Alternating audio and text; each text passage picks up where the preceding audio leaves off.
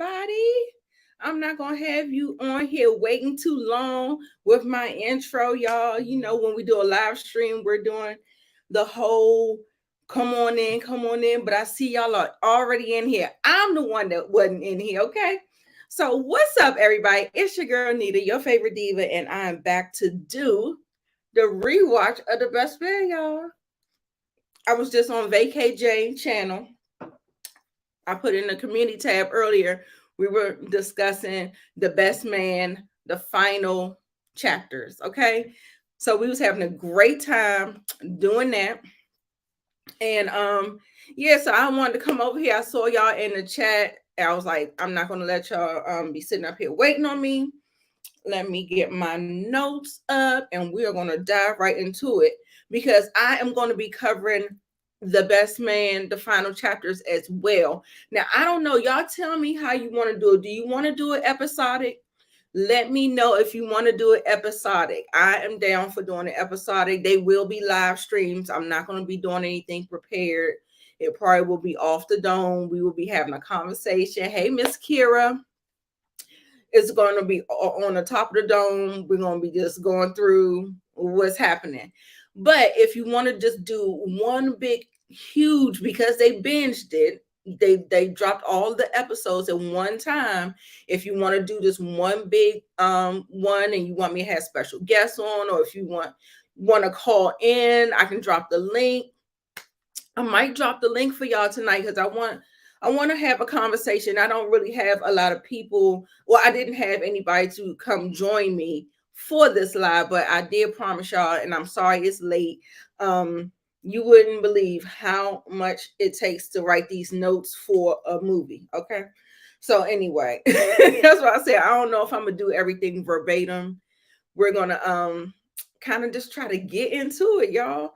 I had a ball going back watching, because we're talking about the final chapters now. I was like, we got to go back to the beginning, baby, because if we want to talk about it and really talk about it, we got to know where these people started from, where they went to, and where they ended up at. So definitely was excited to do this rewatch and talk about it with you guys. So I hope everybody had happy holidays and all this good stuff. So we're gonna start out with the movie opened out with Harper, played by Tay Diggs, y'all. He's coming home from a business trip to his old lady Robin, and she's played by Sanaa Lathan. And he tells her that Oprah chose his book for the book club of the month, and she's so happy for him. And they celebrate by taking a bath together. Probably, I don't know, did they do the bath first, or was it, because it seemed like he ain't getting no ass after that, because he pissed her off in that tub. So they take a bath together, and Harper is trying to strategize his next moves, y'all. If y'all don't know, Harper is big on his career, making sure he is financially secure, financially stable. That is a big thing with men, and it's hard. Don't get into relationships with men who are not financially where they need to be, because it's going to be a rocky road for you. So if you do get into these relationships, and yeah, you may like love or whatever, I would not hold them that seriously, because it's just you see how it was. So anyway, he's putting all this pressure on himself. She wants him to slow down. She wants him to stop thinking about the future, think about here and now. She's caressing him and rubbing him all down in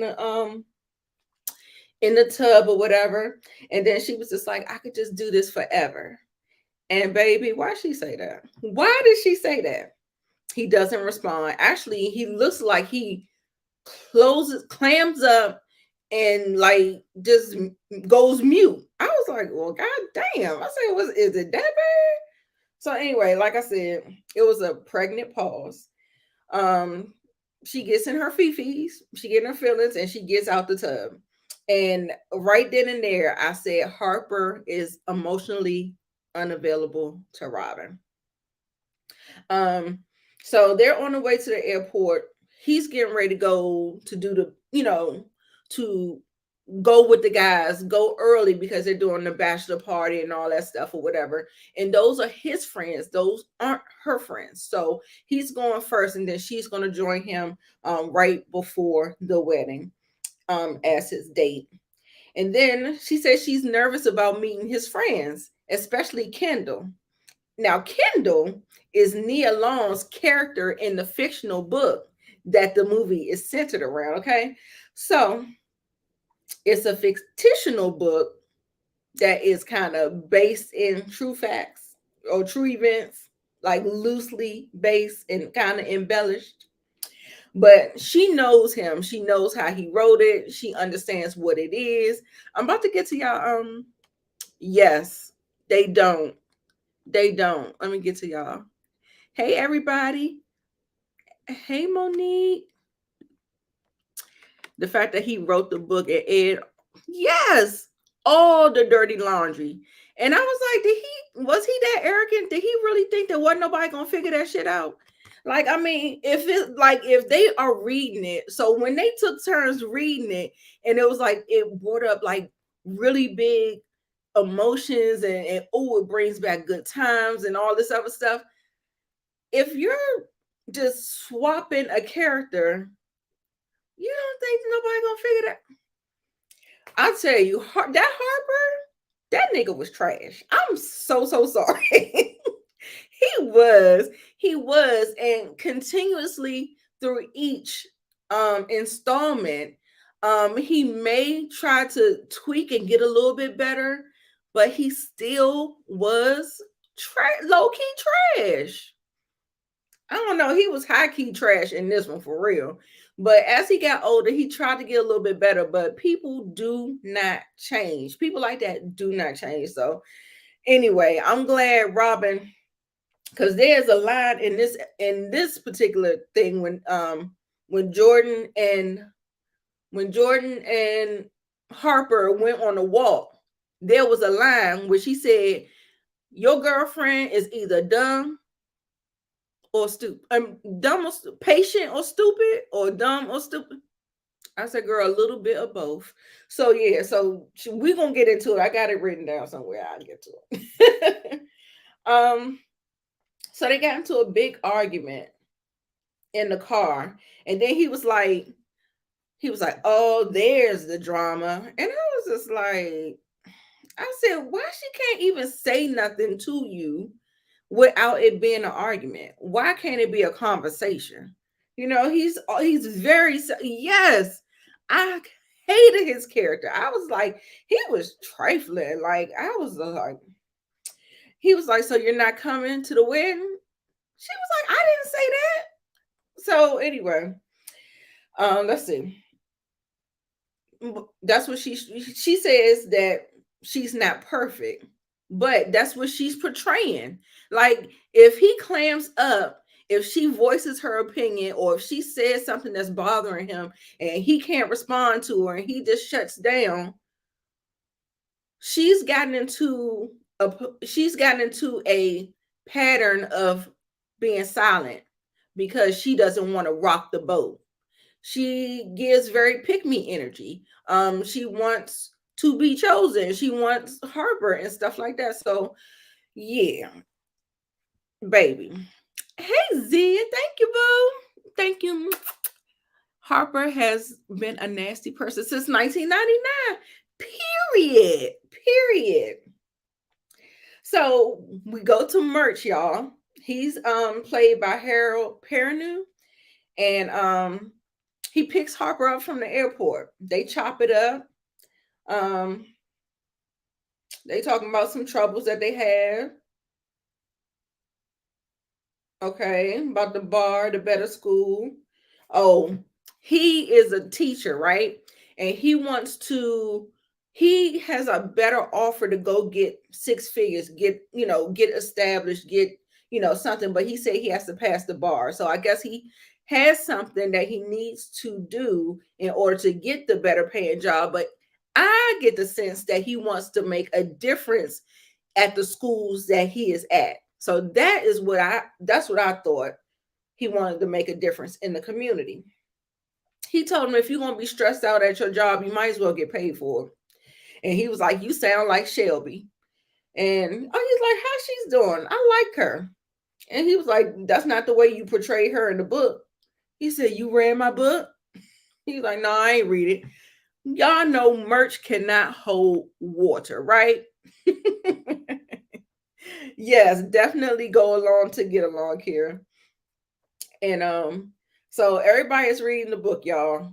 The book is making its damn rounds. So we already know this is gonna be a problem. Okay, they go to Jordan's place of business. She looks like she's like a producer. She's telling the camera, come on, boss babe. She's giving all that energy. um Harper looks reminiscent and looking at her with admiration, like he remembers the good times, because they all live in different places now and stuff like that. And so he's just having this look of like, yeah, that's my girl. Like you can really see, like he never hid his feelings, like he never mastered a poker face, or I mean, it was just like written all over his face, y'all. I was like, because even he got busted.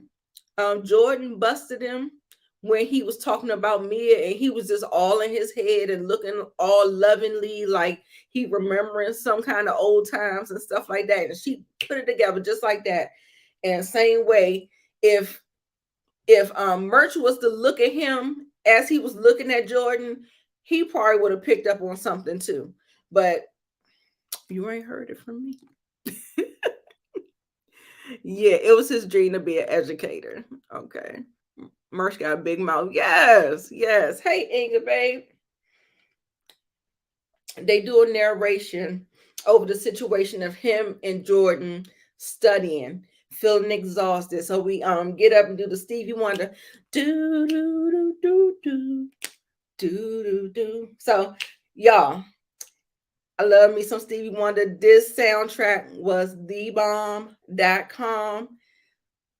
It was, y'all. We're gonna come back. We're gonna do Best Man Holiday. What day are we gonna do that? It's gonna be New Year's Eve, y'all. I don't know. Y'all going out, y'all partying in the streets for New Year's Eve. Y'all gonna be out in the street, or y'all gonna be home? Because the Diva is gonna be home. So if y'all want to do it live, we can do it live. For the Best Man Holiday. Um, so they start lip syncing the song to each other, and then next thing you know, they're this close. And I thought I had the picture. I wasn't able to pull the picture in, y'all. Shit. They get like so close, and they actually do end up kissing. They do, y'all. Let me show this real quick. I might could just share the screen so we can see all of the little. I do have a couple of little clips. I ain't get it all. I'm about to do this all ghetto fied, y'all. But we ain't looking over here. Let me see. I don't wanna. Oh shit. Bye bye.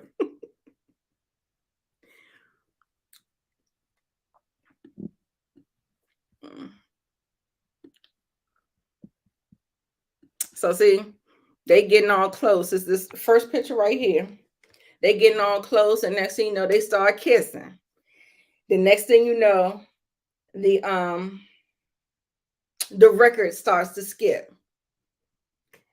And that was the end of that. They just kind of turned around, and they was just like, oh dang, man. You know what I'm saying? So I was just like, oh well. So that was the end of that. And for me, like I'm still trying to figure out why they never revisited Young when they were in that era. Why wasn't it ever revisited then? I mean, I understand. What y'all think? I think that they didn't want to cross the line. I'm thinking they didn't want to cross that line, because once you cross over, it's going to ruin your friendship. And so yeah, y'all, tell me what y'all thought about that. Tell me. Thank you so much, Tim. Appreciate you. You home? Okay. All right. All right. We might do that. We might do that. We shall see. Okay. No, I'm not gonna say we shall see. We'll go ahead and do it. I'm gonna make sure I have it ready. So Jordan's boss asked that we get a camera at Lance's wedding. We really want that. She was like, he said no. They're adamant about not having cameras there. So so they meet up with Harper. And Harper says she asked him to be a guest on Teen Summit, make an appearance or something. And he was like, so she must work at BET. That's why I was saying, like, once she said Teen Summit and all that stuff, I said, oh, okay, she must work at BET. Um, so that means they were down in DC. Were they down in DC? Because I remember BET was in DC. And I remember in the Best Man final chapters, Nicole R. Parker, the person that Quentin was supposed to marry, she said she fell in love from a dude from DC. Okay, shout out to the DMV. Why am I just now getting it? Okay. um, he graciously agrees because who wouldn't agree? Getting that exposure, like Lance is kind of because he's a huge superstar, so he may have reservations about making an appearance and keeping the cameras away. He want to keep things private, but Harper is trying to get on. So Harper is just like, yeah, hell yeah, let's do that. And so she said she got her nose in that book. Jordan is reading that book. And she was like, well, I gotta stay on top of things. They leave and they're walking to the car. They're talking about some of the wedding planning and stuff like that. Some of her friends is asking her to hook them up with her friends because they know she has successful friends in the friend group or whatever. Harper said you should hook them up with Quentin. She said, I did, and it was a big mistake. That charming MFer got their noses open, wide open. Jordan said, oh, yeah. So that brings me to Mr. Feelgood got your book. He's like, Quentin got the book. And so then we cut to Quentin. So we go to Quentin, and he's strumming a guitar. And he sounds good too, right? So he's just like an artist or whatever. And got these women fawning over him, and he's doing a performance. And then he gets up after he finishes, and he does this other move with the guitar over his shoulder. I said, okay, looking all, like she said, a charming MFer. Okay. So yeah, let me see. They both were so ambitious. Yes. That's what I say. It would have been like perfect for them because they would have understood and it wouldn't have been that type of unbalanced energy. So I really felt like they really should have explored their relationship when they were younger. That way they could grow together instead of him getting with somebody like Robin who is content and want to be present and now while he's trying to, be on this upward trajectory and she's still right here. So I just think it would have just been a better fit for yeah. Yeah, it did make sense. I was wondering, I was like, it just would have been perfect to me because it felt like he longed for her all his life. Not all his life, but as long, like as the movies and the shows progress, it was like they were, you know, like pining for each other. So I really think they would have yeah, okay, that's what I thought. Yeah, it was. Yeah, they were in DC. And I think the only reason why Lance and them was in New York is because he played for the New York Giants. Yeah, that's what that was. Um, so Harper goes to talk to Quentin privately. He asked him about the book. He said, I ain't gonna lie, you got skills, Joe. He's like, you about to blow the fuck up. Quentin is like all over the place with what he wants to do. And Mr. Judgmental Harper keeps telling him to focus. He said, Um, like I said, it sounds like Quentin is an artist. So when people are art, like I know people who are in the art field, film, photography, music, art, all of those things. So you kind of dibble and dabble because you're creative, and you can kind of hone those types of things in that category. And so I don't think, he said he's putting something else in the repertoire. Like he Harper never respected people who wanted to um discover who they were, what they liked. He always called it unfocused, and not wanting to grow up and all this other stuff. Like, I mean, he seemed like he had a unique plan for himself, but at the same time I felt like he didn't respect people trying to find their way, because they even kind of made fun of him a little bit about that whole, they were saying she's a photographer, she's a caterer, she's a something. They was naming all these different things that Robin was doing, and he was like, she's a caterer, god damn it, she just had to find what what she liked. So, but you know anyway, I said that's what the 20s are for. The 20s are for finding yourself. Harper is very rigid, I put down in my notes.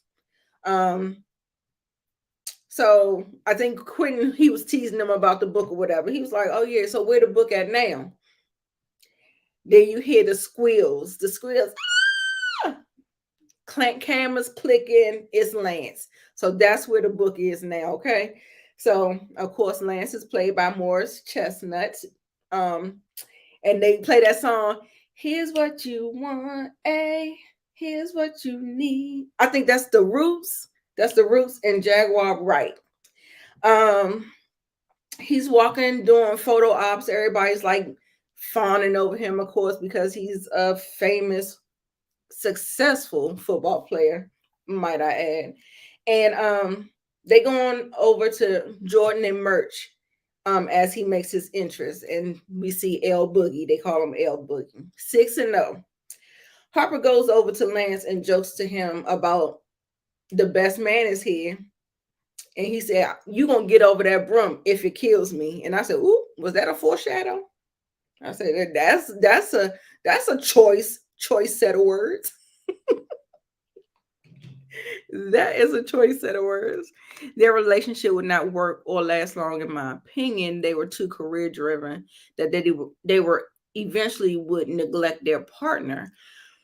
But I don't think, for me, I don't think that it would be neglect. It feels like they both would just be busy. And if there's no feeling of neglect, then I don't think that that's what that is. Like, that's why Robin felt neglected, because she wasn't that busy. She wasn't busy enough. I don't know. I mean, I think you gave me your opinion. Now walked in with the big dick energy. Yes, sexy chocolate. He came in that joint, and let's see. Then Shelby walks in. Nobody is here for Shelby. Now Shelby, she was a stick in the mud. She was a stick. Her character over the course of the years definitely changed for the better, but she definitely was a drab in this one. And everybody's like, "Hey Shelby." I was like, "Oh Lord." um then she goes over to Harper. She was like this Langston snooze, her, like, she's real snooty and stuck up or whatever. She's calling them all these play on authors' names, and the one I captured was Langston Snooze. "Next time you want to categorize me in your book," he said, "do me a favor." And he said, "What, Shelby? What can I do?" "Don't." I said, "Come on, Shelby, come on with the read." She asked Julian to drive her to Saks, as if he's not here with his friends that he ain't seen in a long time. Girl, shut up. She got on my nerves. She did get on my nerves in this thing. Um, he's like, I'm supposed to be hanging with the gang or whatever. She's like, you're gonna have all weekend to do that. You could just drive. It's not gonna take me long. And so yeah, so he tries to enforce a boundary, but she is stepping all over top of it with her 6-inch pumps. Okay. Then she hits him with the guilt trip. Am I asking too much? And all that, the poutiness and all that stuff. Because Quinn was like, here you go. 3, 2, 1. And right on cue, she does the same thing to get him to fold. Um, then I wish I had some glasses. Oh, here you go. And a Harper. I'm watching you. It was too funny. I loved it. It was just too funny. I loved that particular interaction was fun. Then they go to Lance's house where they see Mia. And Mia, to me, what do they call them? They call them like Madonna whores.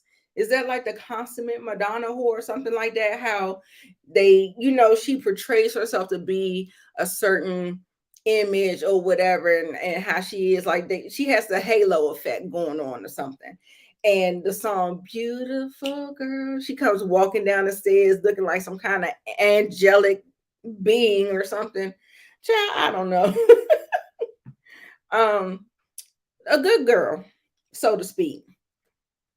And the ladies go up and tend to some things. The fellas go chop it up. Flashback to Mia and Lance meeting for the first time.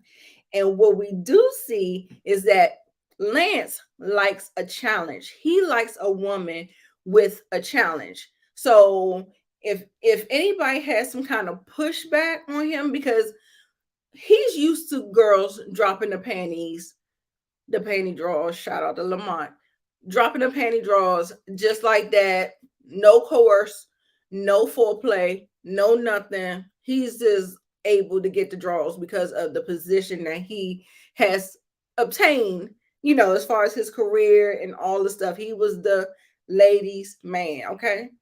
So Mia, however, she didn't seem like she was enamored by him at all. And she was like, "Oh, you look smaller than you do on TV. I mean, in person." So that was a dig number one. Then we had another dig, and then she was telling him about the move. She was like, "This, if you plant too hard, your knees ain't gonna last," and all this other stuff. He was like, "Oh, so you see me play?" She was like, "I know the game." And I love how she played that. And I think she did a good job with playing that game. And he was impressed by her. And plus she had the good girl image. He was loving it. He was like, "Is that you?" And she's like, "Nah, nah, nah, nah, nah, nah." He was like, "We're just friends. She a virgin." He like, "A virgin too?" Child, he almost hopped out his damn skin. It was a mess. So love that.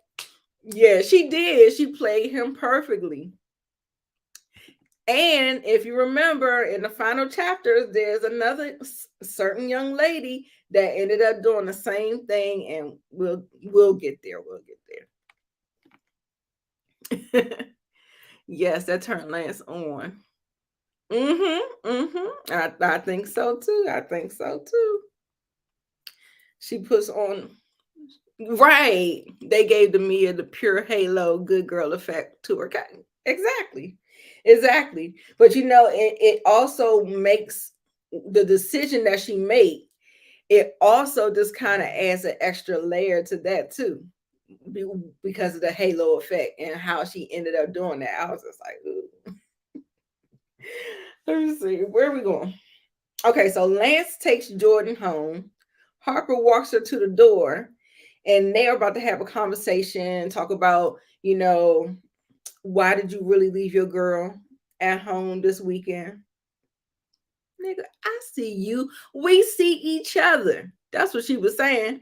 And he's sitting up there hemming and hawing. Hemming and hawing. She like, I see you. I see you. What you want to do? I know you want to do something. And he's like, "No, I just wanted to hang out with the guys." She's all hot and bothered, you can see. Maybe about them rekindling. what happened because of what he put in the book. And I think because of what he put in the book, and she didn't figure it out at this point. She didn't figure it out at this point, but in the book, they were having a lot of sex or whatever. Lance told him to come on, and because he looked like he knows like something is about to go down. He told him to be a dog. He's like, "Go on, be a dog, dog." I was like, "Oh no, not the church man." So the fellas are playing spades, talking about Harper's relationships, calling him out, telling him soon as a woman steps out of your little perfect boundary, she's gone. So I what did they call him? A serial monogamous. So he would just get in these relationships, and any sign of trouble or drama, as he would put it, he would be like, I ain't dealing with it, and he would drop them and move on to the next one. So even though he wasn't really like a cheater, like a Lance cheater, I still feel like he had some kind of layer to him where he was just still just cycling through girls, like, whatever.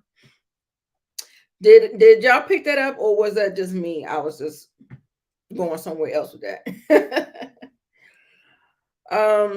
Merch said, they kissed in grad school. They was like, yeah, man, we all knew that. And then also too, he said, man, no, you don't need nobody like Jordan. She's too driven. Y'all don't want no woman that can make more bread than you. A woman like that don't need a man. They one step from lesbian. Really? Really, Lance? Is that the caveman talking? Let me see. I wish this was a real book because I sure would have been reading it. It seems like a page turner. He was looking for Jordan in these relationships. Bam. Spot on. Spot on.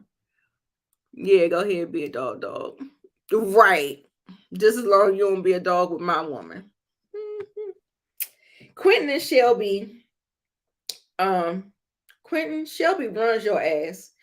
Oh, yeah. So then he starts, ragging on him about how Shelby treats him and stuff like that. And he's pretty much saying, he was like, bite it, Quentin, bite it. And he was like, grow it, Murchie, grow it. I said, oh my God. It was too funny. It was too funny. Hey, Miss K. Thanks. Stopping by to show some love and say hello. I gotta go because I'm in the lab. I know you're working on your marathon. Go, Miss K. Thank you so much for stopping through. Hell yeah, he was a misogynist. He was awful. He was awful. I didn't understand why he just didn't for Jordan. Right. I didn't understand it. So we're having a conversation about Lance settling down, and he was just like, it's time. He's had enough PUSSY, enough for 10 men. How much pussy can a man have? Everybody, all the men in unison, a lot. Okay. So that was cute. I love how they it was a staple in their relationship, that space game. That was like a true through line all the way to the end, if y'all get there. So yeah, so when he said a consummate woman whore, and I said Madonna whore. I think that's the term that they kind of turn, but he said something like that. Lance said exactly. Every man wants one. He said, I think Q said, with that new contract, you're gonna need a catcher's mitt to catch all that pussy coming your way. And he was like, no, me is the one. I was like, well, he needed one in the final chapters. So let me start dropping hints about the final chapters, y'all. I'm sure y'all watched it. Hope it ain't a spoiler, but yes. Anyway, and then the convo gets a little tense. Harper takes a grab. Oh no, he takes a jab and throws shade at Q.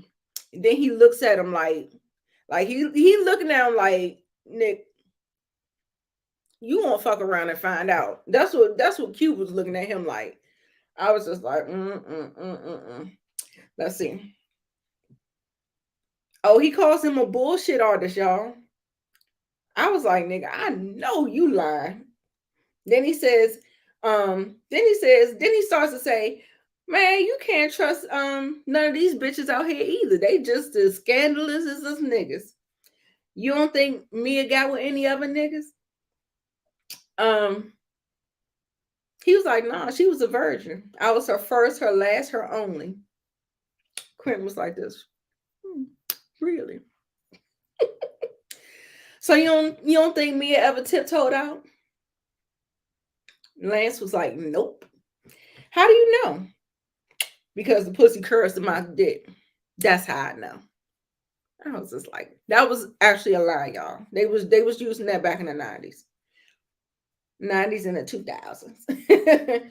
Quentin said, well, what if she did get a little swerve on and you didn't know? What if she went out and got if she got her little swerve on, wouldn't she be well within her rights? It's karma, baby. You know that. And you know how he looking all smug and shit. Like this, like he knows something that he don't know. Like, yeah, nigga, I'm telling you without telling.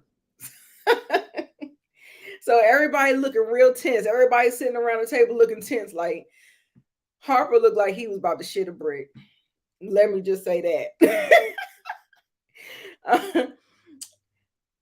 Lance eventually gets up, knocks the whole table up, yokes him up, and was just looking at him like he wanted to do something, like he wanted to fight, punch him, or something. Like it got him that mad that he actually did all of that. And then he just lets him go and say, I need to go to the bathroom. And Merch was like, why'd you have to do that, man? Quentin was like, whose hand is it? I said, I know that's right.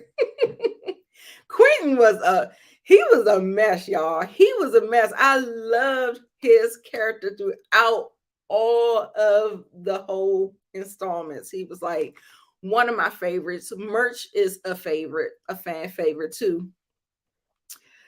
Let me see. Harper and Jordan aren't really compatible. Okay, you don't think so? Harper was really trying Quentin out for real. Hell yeah. Q was messy in that first. He sure was. Yes. A typical alpha man, a narcissist. He was not phased at all. He was still looking at him like this. Who turn is it? Because he ain't do that. I mean, he just asked the question. Shit. And then he goes to find the book to try to keep Lance from reading it. Now, this is the first time he does it. So then the next time he do it, Lance's spidey senses are going to get to start the tingling, right? But this is the first time. But he catches him. He talks to him and tells him how proud he is of him. God is smiling down on him. Harper is dead. Like, dead that man. I did that. Like, this is a really hard conversation that some people don't like to have about religion and stuff like that. I think there is a God in you. You are the God of your life, your person. You do what you do. You know, you see what I'm saying? So he don't believe in that religion, stuff. He believes in the power that he does and all this other stuff. Now he does have a character arc where he starts to shift the narrative, because I mean, he actually, Lance showed it to him. Like, when in Best Man Holiday, when his baby was breached and Lance had to deliver that baby. Lance did it though. You see what I'm saying? But thank the God above, the universe, whatever you believe in, that the baby came out healthy and Robin was safe, because it doesn't always be like that. So I'm going all into that or whatever. But yeah, so Lance just, calls him ignorant or whatever. He says it's not no magical being doing it or whatever. He was like, "You just ignorant," and that's usually what they do. It's real dismissive. He said, "How you think we'd be so fortunate? We could be bums, we could be broke, we could be in the ghetto." That's an interesting conversation for another day. That's what I just said. I said I ain't gonna harp on it. I'm not gonna harp on it.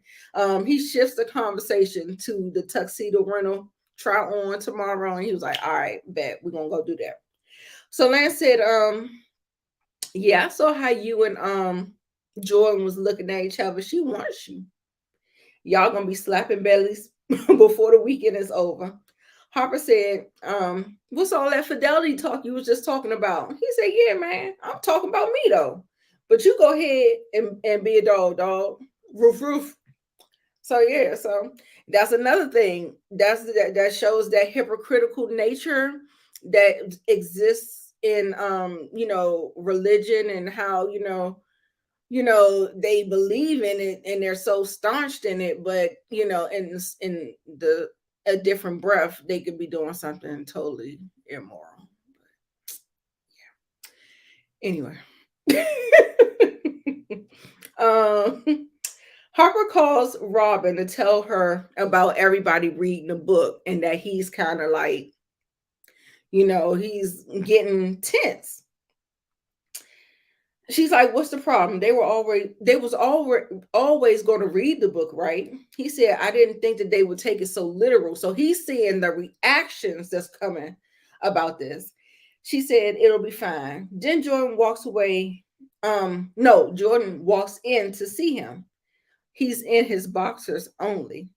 He's startled. Robin trying to get more emotions out of him. She was just like, "This, I'm glad you called me," because I mean, I guess she's like one of the people that's always reaching out to him. You know how sometimes you be in these relationships where you're the only one that's calling, and the other person just picks up the phone if they want to pick up the phone.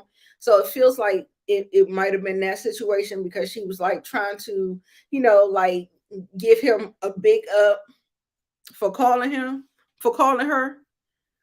You bigging up your man for calling you? Am I missing something?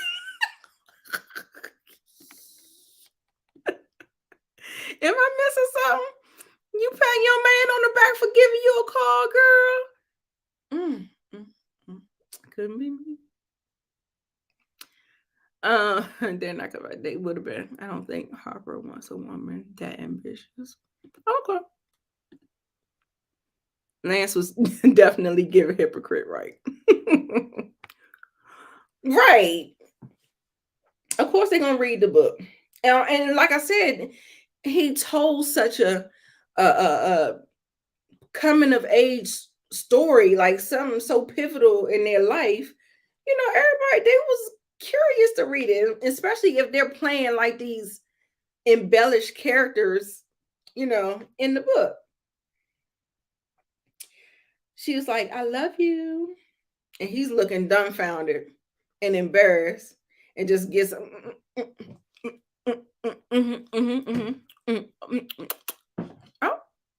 like, what is that? What is that?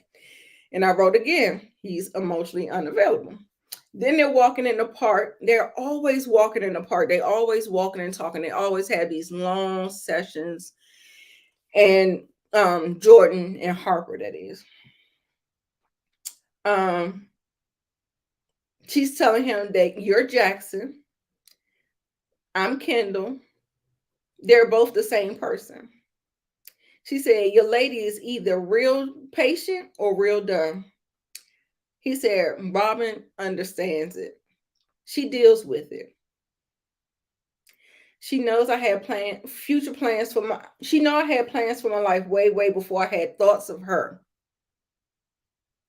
Again, lady, listen to what they say. They be telling on themselves. She's getting the itch though about marriage. "Well, at least you're getting something on a regular." She said, "It's been 6 months and longer if I'm counting good sex." I said, "Damn."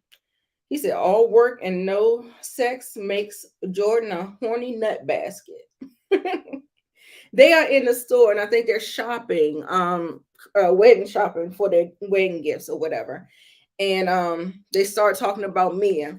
Jordan brings up her cooking. They talk about how good it is. He's like, oh yeah, little Mia. Hmm. And she's looking at him like, oh my God. He's so unaware. She put two and two together just that fast because she just read the book. She put it together just that fast with that look. Because I told you he doesn't like he doesn't have a poker face. He's so unaware of himself. And that's what I was saying. He goes through life.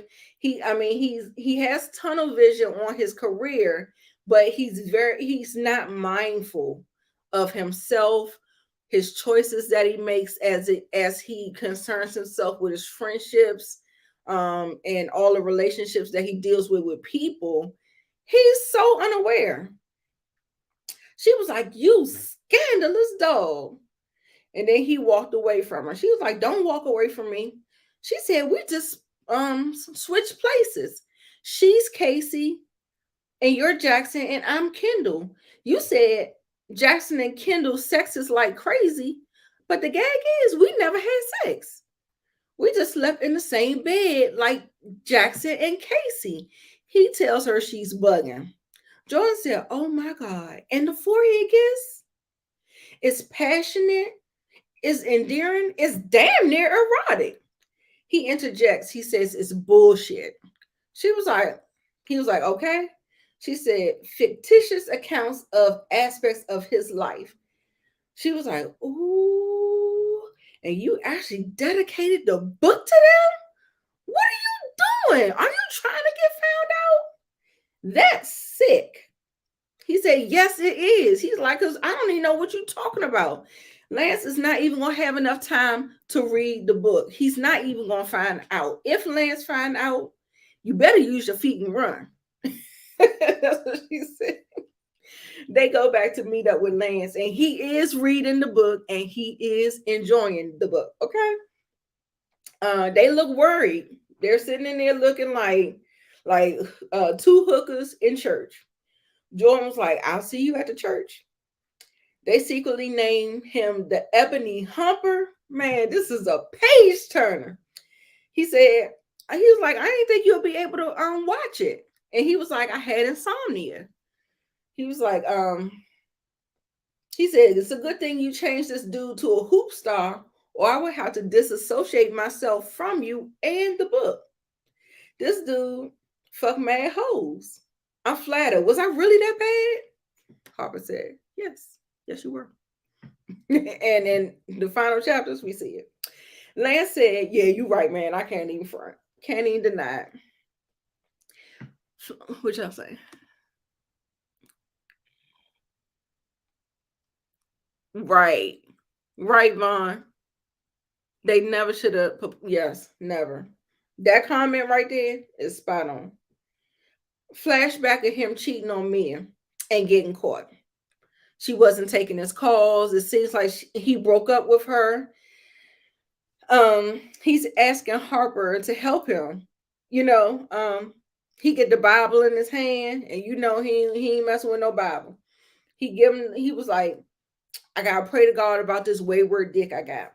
He said, go to Isaiah 1 and 18.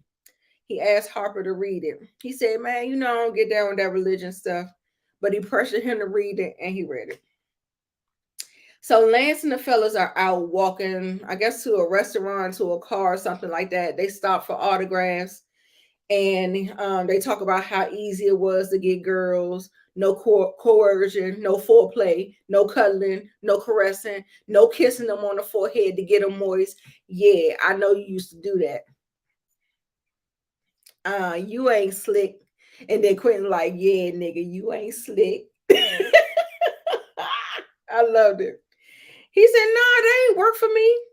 Harper is sweating bullets. Quentin is loving every minute of it. Then Mia and Jordan are talking. Jordan is trying to get a confession out of her. Mia said, "You know, good girls don't tell."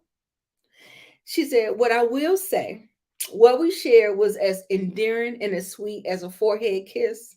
It was what she needed. It was what she wanted. And she will always love him for that. And Jordan was like, damn. So because she already know the tea. And so to hear Mia explain it like that, she was like, oh, okay. So fellas at the tuxedo fitting, Merch is saying that it's too tight. It was like not fitting him right or whatever. Quentin was like, cause you hobos aren't supposed to wear these fine European fashions. But a fine light skinned nigga like me gonna pimp this joint. Merch said he has his own style and walks away. Harper said, your mojo's is on the prowl again. Quentin said, I'm not gonna stop till the panties come tumbling down. Do you know how many single honeys is gonna be at this wedding? It's about to be a oasis, baby. Harper said if you took half of the energy you use for chasing women in your career, you'd be much farther than you are. Quentin said, nigga, I'm a pimp. And my future looks very bright. Thank you very much. Then he talks about the bachelor party. I'm telling you, he kept taking them jazz at him. I'm telling you, when Quentin gets your ass together, then what you gonna say? Then he talks about the bachelor party. His father gave him the penthouse suite. It's about to be ignorant up in there. We got Luke dancers, baby. Luke dancers. Harper said, isn't your father still trying to groom you for the hotel business? He said, yeah, like for the last 20 damn years. He ain't trying to hear that. Complaining ass customers, unions, payrolls. Harper said, yeah, it's too much like a real job, right, nigga? No, not nigga. He ain't call him nigga. Quentin said, nigga, fuck you. You my judge, right? That's your job to judge my life. He was doing team too much. Harper was doing team too much. Um, he was pissed off about being judged by him, and then he blows up about it. Harper and then Lance is looking out the dressing room like, what the hell is going on? And then he was like, you always analyzing everybody else's life and you can't do the same about your own. You a do dirt ass nigga too. You still doing it. You about to fuck Jordan tonight, ain't you? He said, yours just ain't caught up to you yet. And I said, yes, yes, yes. Yes, y'all. Why would Harper write a book like that talking about your friends? Because I think a lot of artists actually people who write web series write I always feel like it stems from a story in their life and they've changed it in a way that they may want to see it, how they wanted to see it play out and stuff like that. Yeah, man, he was a lame, always throwing shit in your face. Those friends that you don't want to tell nothing to because they will throw that shit right up in your face. They will. Yes, very judgmental. Yes, yes, yes. Lance come over and asks, is everything all right? Quentin said, everything cool as a fan, cat. So then he walks away. Harper said, he asked Harper what the hell is going on. He said, man, Quentin, man. Lance said, you can't change him. Harper said, yeah, what you see is what you get. Lance said, at least he's honest. Most men aren't. And walks away. Harper sitting there looking foolish. That was the note that I put after that. Merch asked to use Quentin's phone, right? Q like, who you calling? He's like, Shelby. Oh, hell no. Took his phone back from him and shit. He said, man, you can't be letting her know your every move. That's played, man. You can't act that way. That's why she be carrying you the way she do. I want you to start. I want you to grow some balls. I don't want you to be moping around. It's the bachelor party. I want you to have some fun, get loose, rub on some booty or two, and don't even go home to her. I'm telling you, the shit works. Back at the church, Jordan is asking Lance for one camera at the church. He goes off and says no. He says, oh yeah, so he's going off on her. He totally disrespected her, talking about it's more sacred. His wedding is more sacred than televising his wedding. Oh, but you wouldn't know nothing about that, would you? Then Mia breaks it up, and Lance walks off without an apology or anything, being a complete asshole. I'm like, he probably still got to stick up his ass from when Q was questioning him about that whole thing or whatever. Harper comes over and asks her if everything is okay. Jordan says yes, but she wants to talk to him. But did you see how Mia ran right on over to Lance, coddling him? You know, oh baby, it's okay. Woo woo woo. I don't know. I don't know how you do. Cut the merch and Shelby. She's pressing him out as usual. Why didn't you call me to tell me how the tuxedo fit? It's boss, right? Because American Fit does absolutely nothing for your frame. Q's in the background, like, and then she looked back at him. And because merch, he was looking at him. So she saw that he wasn't paying attention to her. So she looked back at him. And I thought it was so funny how they played that. It was real good. He's looking at yeah, and then Q started looking around like he was Stevie Wonder. Then we cut to Jordan and Harper. He asking her, why did she have to say anything to Mia at all? She said she was curious. Oh, that's cute. You're curious, huh? Huh? Not ho. Huh? I have something else to say to you. I want to make love to you tonight. I was like, oh, all right. I feel like our opportunity has presented itself again, and I don't want us to miss out on it again. And then he's sitting there looking like, so how do you expect for me to react to something like this? She was like, I don't know, but I know what I want and I know what I need. Shout out to Mia, okay? Robin is coming tomorrow, and Jordan kisses him, and it was a nice kiss. Did I have? I probably I wasn't able to. Something is going on my stream, y'all. I can't bring my pictures in. So the rehearsal dinner. Mia gives this touching speech. They're talking about how much she's in love with Lance and that new contract. It did help. She's like, oh no, just kidding. Quentin said, yeah, right. Then she does a dedication to Harper. And then again, we all see this whole, and Lance caught on to it at the rehearsal dinner, start giving him the side eye. So we love you, Harper. And he's sitting up there looking at him like this. So cut to Lance and Harper. They are questioning commitment. Lance talks about forgiveness.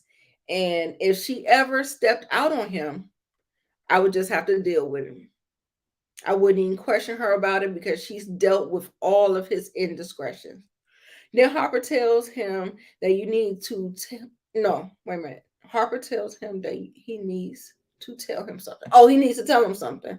Then Uncle Skeeter came in the door, pounding on the door because they had locked the door when they went in the bathroom. And so they opened the door for Uncle Skeeter. The next thing you know, it presented an opportunity for Harper to leave. But Lance said, oh, no. Did you want to tell me something? He was like, yeah, no, I just want to say congratulations, man. Love you, man. Shelby is trying her old tricks again, but they not working today. Since Q has been in Merch's ear, he's holding his boundary this time, and it's not working. She's like, all right, fine, go. And Merch said, okay, Shelby, see you in the morning. Merch. So everybody loves seeing him. At least take one of his balls back from her. Oh, okay. Q sees Harper taking the book back from Lance's room. There's an awkward stare, and then he leaves. Then they go out to have a naughty night with the strippers. The strippers walk in, they come in that junk. Oh, they got the mask on, then they got the pimp in the back. You know what I'm saying? Everybody hype. And then what they do, brick house. It's a brick. Ow. Then they was all bent over, shaking it, shaking it. Ass and titties, ass and titties. That's all I said. And then he said, "Oh yeah, I want y'all to meet my best man." The next thing you know, the strippers take off his jacket because y'all remember he tucked the book in his jacket pocket. They take off his jacket and throw it to the side. Lance sees the jacket and sees the book back in his jacket. And he like, what the fuck? Why does he keep trying to hide this book from me? Takes the book, puts it in his back pocket. I was like, okay. Merch is over there down in shots. Down and down and down. Like he didn't like treating Shelby like that, you know. He's a good guy, you know. Then we get the introduction of Candy. Oh my God, the person who announced it, I don't know, he was like, he got something sweet and sugary. Here's Candy. And then it comes out, what's that cameo? It's like candy. Then she come out and she, man, when I tell you she hit that jump pop anyway, it takes over me. And then she goes over there and he saw Merch and her, they got eye contact, and she's like, she giving them a little lap dance or whatever. And he was like this, he was like, what do you say? Do you love me? She said, Candy loves you. Oh my God. I loved it. I loved it. He's all hugging her. Quentin is over there having the time of his life watching her. It was too funny. And so he's hugging her. Let me see. Okay, so later on that night, oh yeah, then you know she bends over and her ass is right here in his face. And he's like he was scared of it. It was so funny. It was so funny. So they after everything, the girl I guess he walked them out or whatever. So the other stripper girls is in there, and I guess she's a college girl, and she's like stripping on the side, like trying to pay her way through college. And so the other girls in the car, they complain or whatever. Like I told you about hiring them college girls, and so that's when we knew that she was more than meets the eye or whatever. Um, they had there was an Audre Lorde quote, and she recognized it. And oh yeah, she said she was providing a fantasy to him. He was like, I thought we had a connection. She's like, I'm just doing my job, providing a fantasy. And then he says the Audre Lorde quote. She recognizes it, and I think they might have exchanged phone numbers or something like that. And then he ends up inviting her to the wedding and dumping Shelby. We'll get there. We'll get there. Yeah. So Lance is reading the book. She wanted revenge. The sweetest payback would be a personal payback of her own. Cut to retelling the story, I guess, in this book, or how he sees it. Child, he done kissed Mia on the forehead and it was over.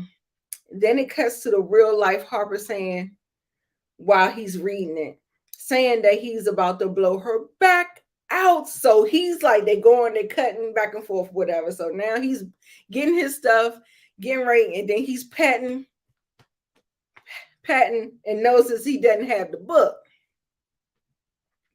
Harper's so damn drunk, he don't even understand. She was like, she don't even understand. I'm about to blow her back out.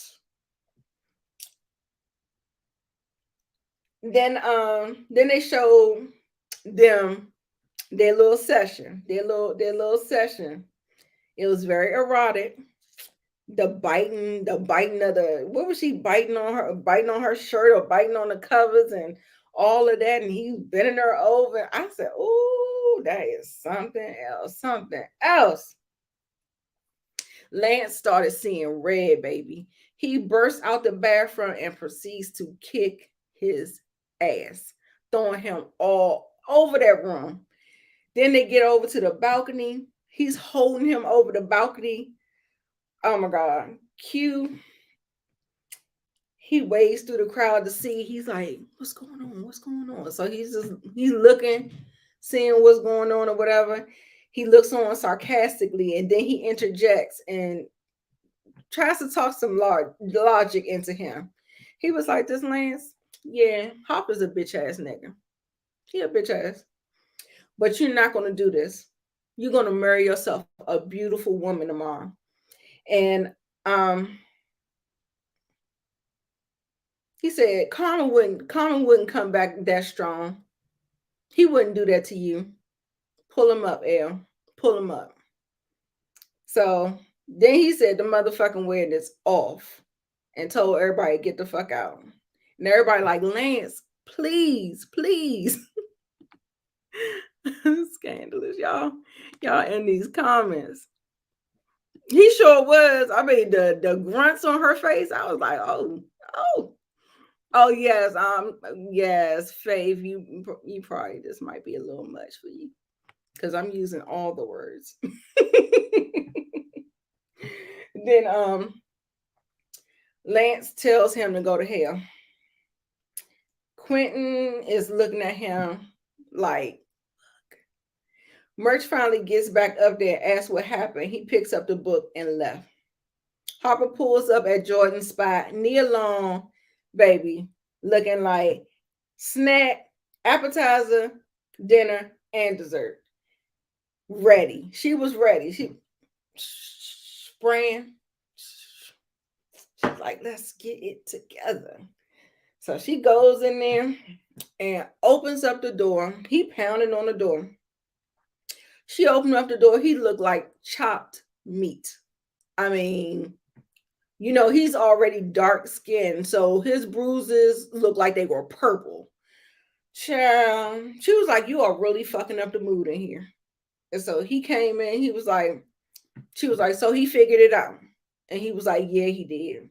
He called off the fucking wedding. She was like, what? He was like, you've done enough. They would have been in marital bliss by the time the book was supposed to come out. But thanks to you, I got to have an exclusive.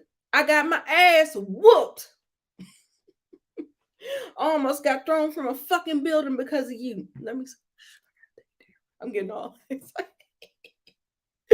So thank you, Jordan. Thank you. And what the fuck is that smell?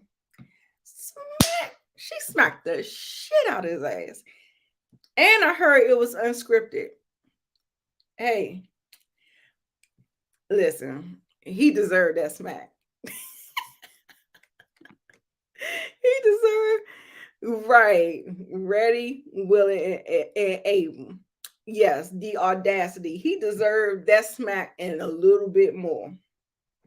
You know you got some fucking nerve blaming me for your skeletons, mister. No, I'm not done. You are the one who wrote your dirty laundry in the book. No matter how hard you try to disguise it, it was you, not me, it was you who got me all fired up saying that my life was empty and that we could have been great together.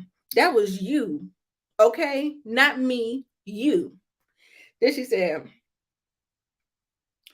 said, I'm sorry. I know we're both a little emotional, so I'm sorry. You know, if I had the luxury of getting my ass whooped, maybe I could be calm right now. But I have been drinking tequila shots. My hormones are raging out of control. I'm emotional. I'm horny. And I don't want to hear about no goddamn peas. Fuck you and good night. And she slams her door. She left him out there to sleep on the couch or whatever. She slams her door. He was like, can we at least hold each other? A mess. A mess. Then he shows up at the wedding day looking a hot ass mess. Oh, I got a super chat, y'all. I'm sorry. Thank you, William. Blacks and Chill says, I don't care. After the fight, I would have tried to get empathy. Oh Lord, wait, let me read that again because that's funny. Hold on. I don't care. I don't care. After the fight, I would have tried to get that sympathy nut in that in that Jordan's place. Right. He played that all wrong.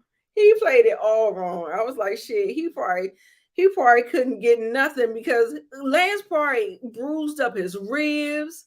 I mean, he fucked him up. So I don't even know. I don't would he even be able to get it up, child. I mean, he went through a tussle, child. Thank you so much for the super chat. And I don't want to hear about no goddamn peace. I loved it. I loved it. Yes, thanks, Inga. I got it. I was sitting up here reading and stuff. Okay. Robin comes to the airport. Harper is disheveled. He's hungover. He's tired. He's hurting. And he's sitting down in the chair, has a black eye hugging her. And she sees it. And she was like, just let me know what happened, okay? And she's just like, kind of like taking like, what the fuck is going on? Like, and he's just like, he can't even get up. He's just like hugging her around her legs and stuff. And she was like, it's okay, baby. It's woo, woo, woo, woo. It's like, they sit down. He tells her, she says, I may not be perfect, but I'm strong. She says, I hope you can make this right, Harper. The wedding starts soon. And I got a plane to catch. So she was about to take her ass home, which I would have done. Good nights. I would not consoled him at all. It would have been a no because he actually confessed that he was going to go and sleep with Jordan. He did confess that. But he said he didn't. But he didn't, not because he didn't want to. He didn't kind of like because he really couldn't. Like, I mean, he was fucked up. So, like she wanted it. It would have went down had he not got his ass beat. So, in that alone is why I would have took my ass and got on the plane and left. He grabs her. She yanks away.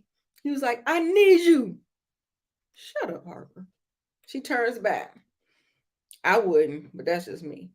I can't do this alone. Please don't leave me now. So now he wants to coddle. He knows that she's a coddler. She's a comforter. She's a nurturer. So I need you now. I need you now. She said, okay, I'll go to this with you. That she owes it to herself to see what's been holding you back all this time. And so I'm glad she got it. I'm glad she got it. And he was like, thank you. She was like, come on. And she just like she didn't try to help him up or nothing like that. So Merch and Quentin pull up to the church and see Shelby. She's making all these excuses. Candace goes up and introduces, wait a minute. Candace shows up and he introduces her to Shelby. Julian, who is this Park Tart? He was like, Shelby, I'm not the man for you, and you're not the woman for me. So it's over. And just like that, he broke up with her. Quentin looked so smug. He walks up to her and he said, you think you should pick that up? She said, what? He was like, your bottom jaw. Harper runs up and asks, where's Lance? Nobody's seen him. Merch came back out. They both looking crazy. Lance pulls up in a cab. L baby, Lance. Everybody is in a frenzy trying to talk to him. He's still in the same clothes from last night from the bachelor party.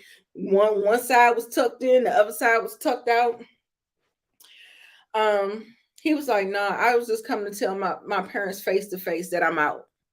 He said, okay, whenever. I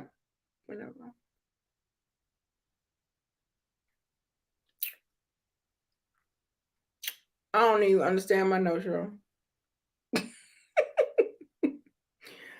I don't know. It's something about divine intervention. Please pray with me, brother. It seemed like it was another instance where, oh no, he was trying to get him to come to his senses or whatever. So I think that's what that was. I can't even remember.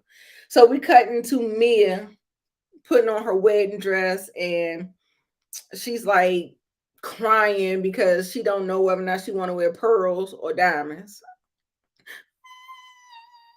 I was like, girl, it is not that serious. Why is you working yourself up on your wedding day about some damn pearls or diamonds?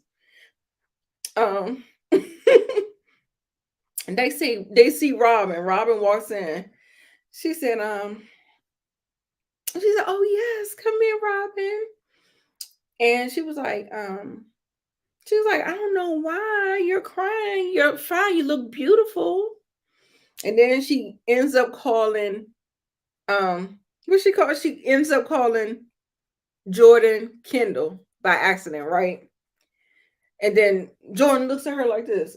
And I was like, yeah, yeah. She got it too. She know your tea too. Um, she said, "Honey, I have something that I have to tell you, and you might have to sit down for this." He's running late, Mia. He's running late. It's getting late, y'all. I gotta try to wrap this up.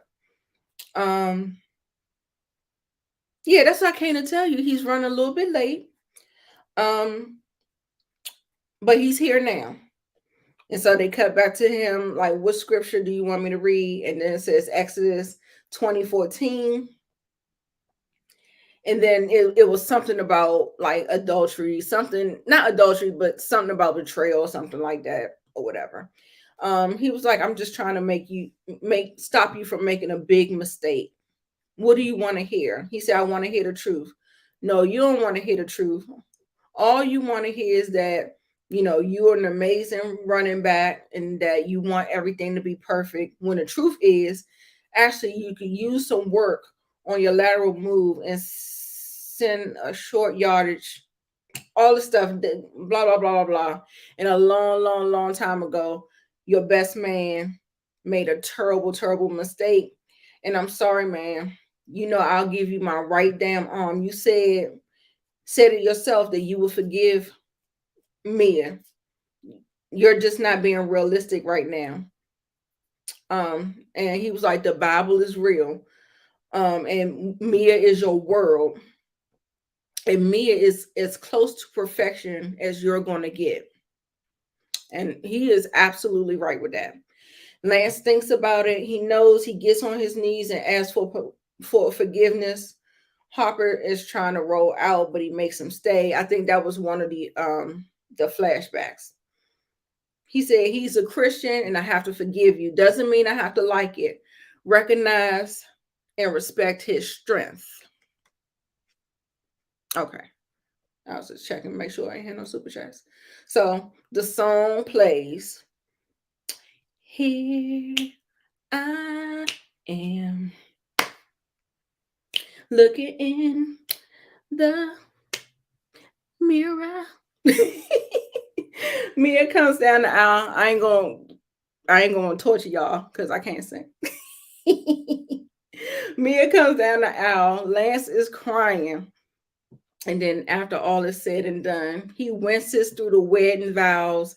He's like having these flashbacks. I mean, he is boo-hoo crying, just thinking of Harper having access to his precious, perfect Mia, his Madonna whore. Thank you so much, Monique, for the super chat. Not the super chat, the Cash App, baby. I appreciate you for the live recap. Thank you for enjoying it. They go through with it. And just like he said he wouldn't question her. He wouldn't bring it up.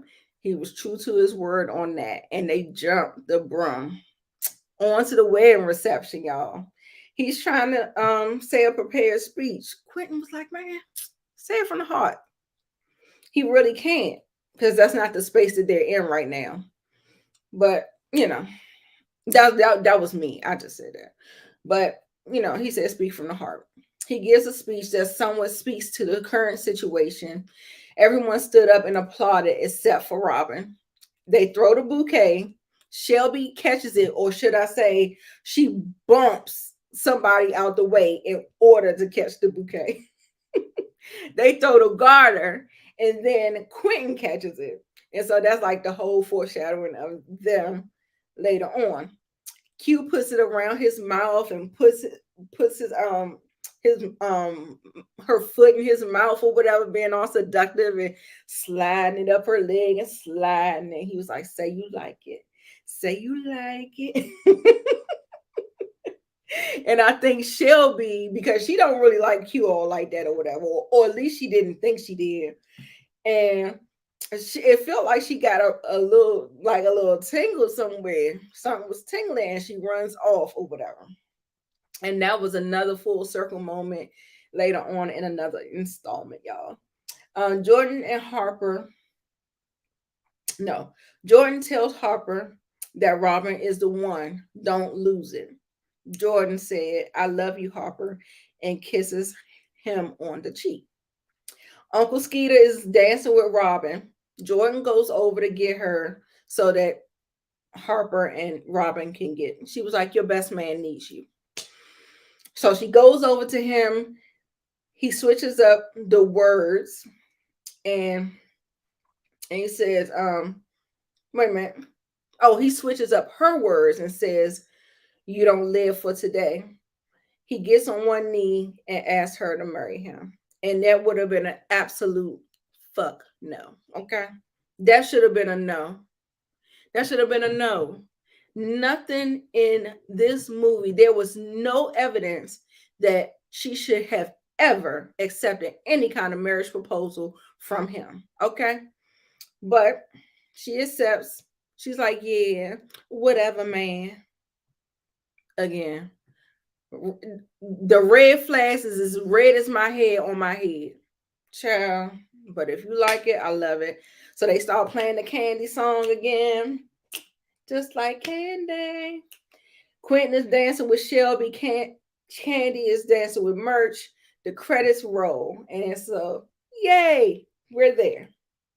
We made it, y'all. Woo! I've been talking my ass off. A mid-credit scene. Housekeeping wake them up. And they see each other, and it is Shelby and Quentin in the bed, and they done slap bellies. Yes, she should have said hell no. And you know what? I mean, not to mess up, that probably would have messed up Mia and Lance's day, but I would have embarrassed him. Like, I don't know, y'all. I probably would have had him crying. I'm sorry. I'm sorry. I'm sorry. I'm sorry. I'm sorry. I'm sorry. You don't get to. You don't get to. You don't get to do that to me. I would have. He would. Mm-mm. She a better woman than me. Right, because it felt like that's the apology, so I can get you back into my life or whatever. Like, yeah, I fucked up, but it felt like some kind of settlement. Like he was like I said in Tamika's live earlier, I said it felt like a Martin and Gina. All right, will you marry me, Gina? Damn, are you happy now? That's what it felt like. It felt like a slap in the face. Like nobody else has that context. Nobody knows everything. But to me, it felt like an insult to me. So young boy, I'm not mean. Right. No ring, no nothing, grasping for straws. Nothing, Miss Kira. Nothing. Yes, the end. The end. Yes. Robin is stupid for saying yes. I'm telling you, I'm sorry. Look, everybody said they would have said no. I ain't just mean. Well, I would have been mean for the I would have I'd have got him. I'd have got him, y'all. I'm sorry. But I didn't I wouldn't want to ruin Mia and Lance's night. But it would have been something. Mm-mm, mm-mm. It would have been something, y'all. Oh yeah. I want y'all to rate the movie. Y'all know how we do. Y'all know how we do. Not rate the episode, rate the movie. 1 out of 10. What are y'all giving the best man? What are y'all giving the best man? I'm gonna give it a. I'm gonna give it a 9. I'm gonna give it a 9. I'm gonna give it a 9. It was good. Yes, okay. You gonna watch that movie after this? Okay, it's on Peacock, all of them, and I want y'all to watch the next one too. Best Man Holiday. I have a show to go to on Thursday night, but Friday night I'll be home, and I think I want to do the Best Man Holiday so we can just run right into um the um the big thing, the final chapters. Okay. Listen, 9.5. Yes. Y'all remember that was our era, y'all. That was the era of where we had good black movies like Love and Basketball, Love Jones, Best Man, you know, all of those like throwbacks, those ones that kind of make you feel good and something you could relate to and stuff like that. That was the era. That was the era. I loved it too. Okay, we got 9.5 in the building. Yes. Okay.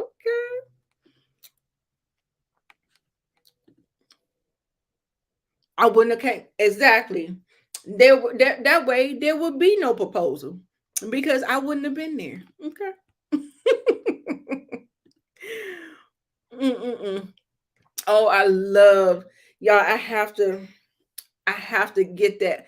I'm trying to figure out how can I play that clip that can you stand the rain when they were dancing? Oh my god. Favorite part of that movie, one of my favorite parts of that movie. The other favorite part was that cat fight. It was ooh, it was given. It was given. It was given. It was given. Yes, we gonna chop it up. Yes, the wood. Yes, brown sugar. Come on, y'all. Come on. Yes. Yes, love and bass and the brothers. Another good one. Another good one, y'all. We need to start doing some throwbacks. Like I might add this to the thing where we could just talk about them old movies, like maybe flashback Fridays or something like that, where we can chop it up about these movies. These movies are so good. So good. I mean, it took me so long to write these notes, y'all. Lord Jesus. Friday night, what time? It's not gonna be too late. I probably would have to start it at 8 because I see how late this ran. So me starting this at like 9:30, 9:45. What's this? An hour and 30 minutes. Yeah, because I don't wanna. Because if y'all got company over, I don't know how y'all gonna do it. Or if y'all getting ready, I wanna, get it out like before everybody start getting around and moving and grooving. So maybe we can do a 7 or 8 o'clock type thing or something like that. Okay. Definitely want to do that. Yes, the wood. Love the wood. Yes, y'all make sure y'all hit those likes. Let me who was your favorite character in this one?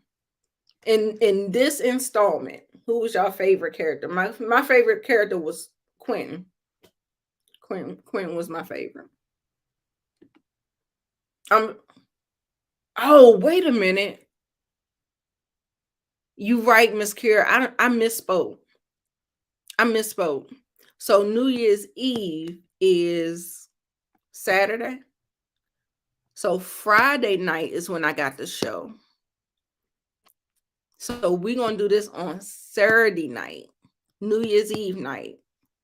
Thank you, thank you, thank you for making that clear for me. Thank you for making that clear. It is going. Okay, let me write it here. I'm gonna put in the notes too. Best Man Holiday is Saturday. Yeah. 8:30. 8:30. EST. Okay. Yes. Yes. Okay, Q. Yeah. Yep. Definitely. Definitely. Okay. All right, y'all. Q and merch. Okay. All right. Saturday night's good. I'm sorry I misspoke, y'all. Trying to keep these days together. So New Year's Day is on Sunday. New Year's Eve. Yes. Okay. All right. So I'll see y'all Saturday. Y'all make sure y'all look out for my um my top tens. They coming out. I already got them ready. Um yeah, I already got them ready. I'm gonna be setting them up. They're gonna be premieres, y'all. I'm gonna premiere them. So they're gonna be coming, trickling out, trickling out. Good night, everybody. Good night, Damien. Thank you so much for the super chats. Thank you so much for the cash apps. I do appreciate it. Going into the new year, I might just refrain from super chats.